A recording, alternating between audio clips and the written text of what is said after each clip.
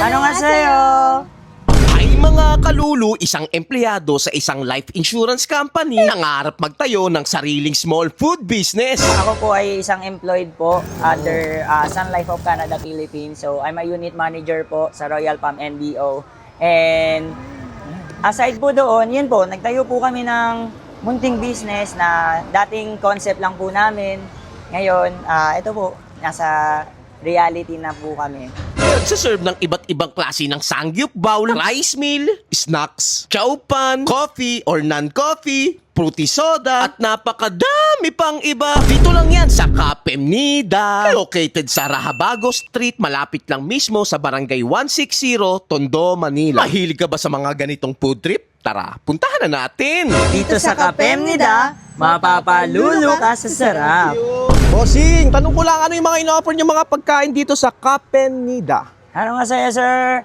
Bali, meron po kami ditong rice meal, meron kaming snacks, meron kaming chow fan, Korean foods, Filipino foods, and mga refresheners po. So, fresh lemonade, shake, and fruity soda. So, aside from that, meron din po kaming coffee-based and non-coffee-based na espresso po. Tanong ko lang, tuwing ano oras kayo dito nag-open tsaka nagsasara? Nag-open po kami dito ng 4 p.m. hanggang 2 a.m. po. Tulad netong beef inoki na may beef bulgogi na may egg and lettuce tapos may rice siya sa ilalim, di ba? Sa halagang 150 pesos. Grabe, dami na. Tapos may kasama na rin siyang cheese sauce. Tikman natin. Ayun. Grabe naman, hindi tinipid sa cheese, napakadami, di ba? Combination siya ng beef bulgogi. Ay no, grabe oh. Cheese pa lang, quality na. Ito yung beef bulgogi niya. Sa halagang 150 pesos, panalong panalo. At meron din sila ditong pork galbi na may tempura. Syempre, hindi mawawala ang cheese sauce nila na may rice. Diba? Grabe. Kung mahilig ka sa sangyup bowl, ito dito available. Ito yung tempura nila, lalagyan natin ng sauce. Oh, grabe.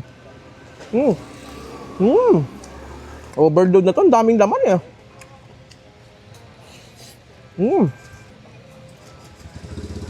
At available din yung mga snacks nila dito tulad na itong chicken poppers na may mashed potato. Tapos may kasama na siyang gravy. Yun, oh.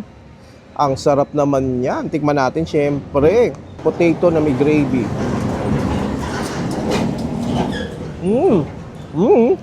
Sarap na mashed potato nila. Pasang lasa yung dairy niya. Tapos combination ng sauce tsaka chicken poppers. Kung mahilig ka sa mga ganitong pagkain, dapat mong tikman to dito. Pero syempre hindi mawawala mga coffee and non-coffee drinks nila tulad netong signature chocolate nila. Ito yung pinagmamalaki nila dito, chocolate signature na 150 pesos. Grabe, tikman natin yan. Ayun, no? Foamy sa ibabaw nila dyan siya na parang cream. Haluin muna natin. Lasa niya is para siyang chocolate na quality. Ang sarap yung pagka-chocolate niya. Ang ganda dito, hindi siya matamis ha. At syempre, hindi mawawala yung matcha nila. Isa sila to sa mga bestseller nila dito.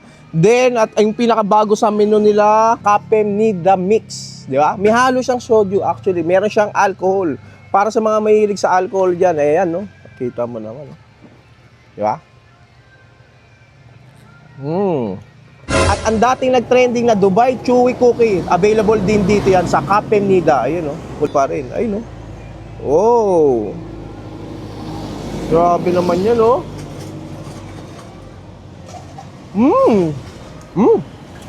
Homemade, napakasarap. Ayun mga kalulu, kung naghahanap ka ng ganitong klaseng food tripan, dito lang to sa may Kapemnida. Sa may Yoseco Street, Tondo, Manila. Lalagay ko na lang yung full address sa baba na siguradong mapapalulo ka sa sarap.